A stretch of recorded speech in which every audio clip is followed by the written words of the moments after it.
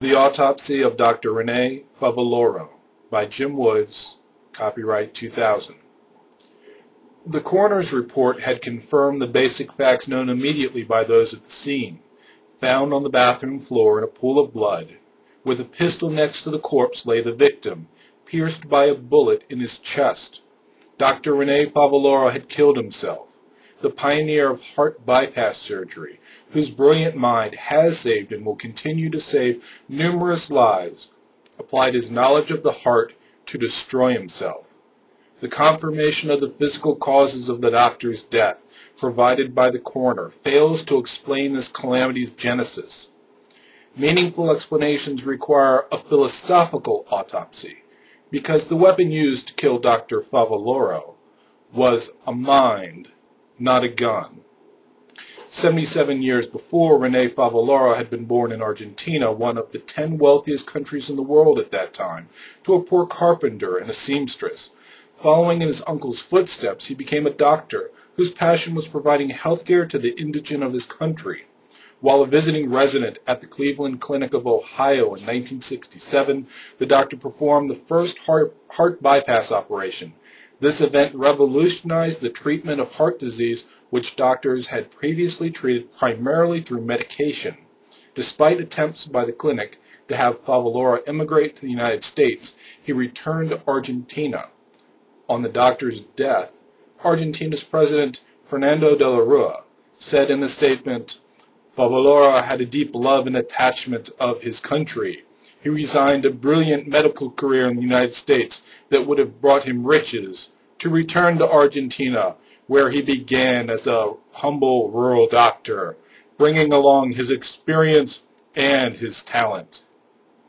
After returning to Argentina, the doctor created the Favaloro Foundation for treatment, education, and research, which has become the premier facility in Latin America.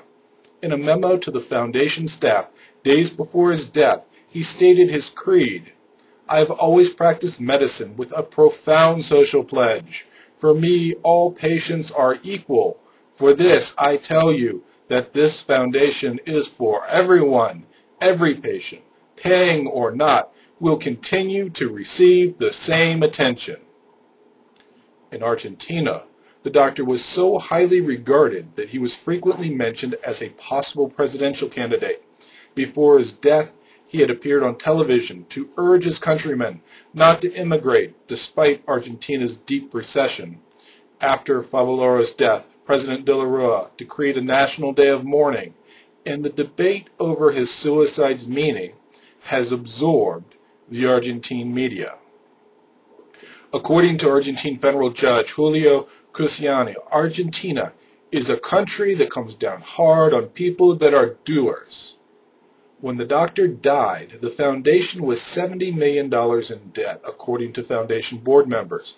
In a letter to the editor of Argentina's La Nación newspaper, Favaloro revealed that several hospitals and state-owned medical centers owed the foundation more than $18 million. According to the foundation, the government's State Assistance Program for Retired People and Pensioners, PAMI, and Institute for Medical Workers Assistance, Iowa, owed the foundation $4 million between them, making them the foundation's largest debtors. Favaloro had said that his efforts to recover the unpaid debts from the government agencies had turned him into a beggar.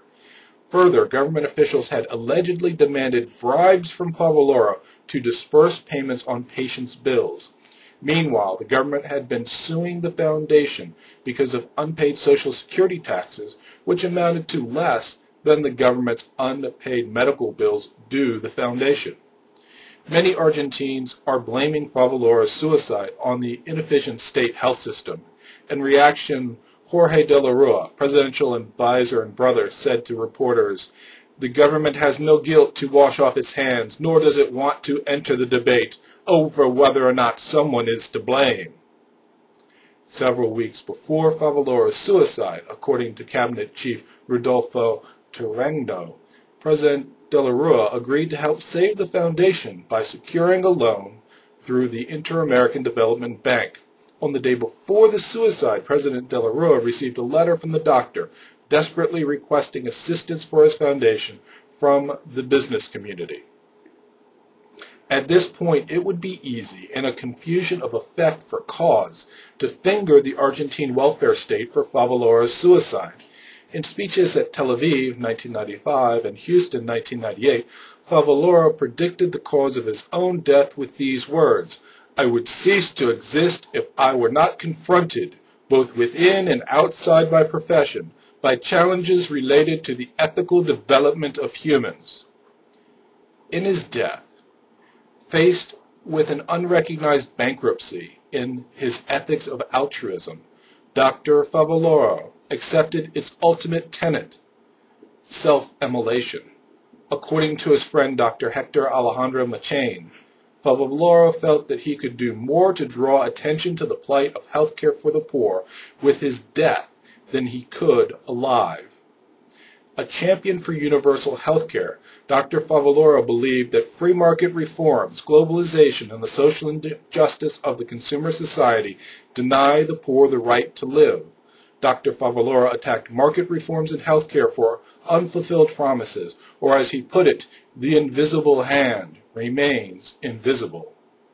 Further, he believed market-driven healthcare creates conflicts that threaten the doctor's professionalism. Under a fee-for-service system, doctors who want to have higher incomes will commit fraud by prescribing unnecessary services to increase fees. Under a managed care system, profit-driven HMOs and career-obsessed doctors will sacrifice the doctor-patient relationship and the patient for money. According to Favaloro, because neither the market nor the doctor can be trusted, the coercive force of government must arbitrate for the sake of the patient and the sanctity of the Hippocratic Oath.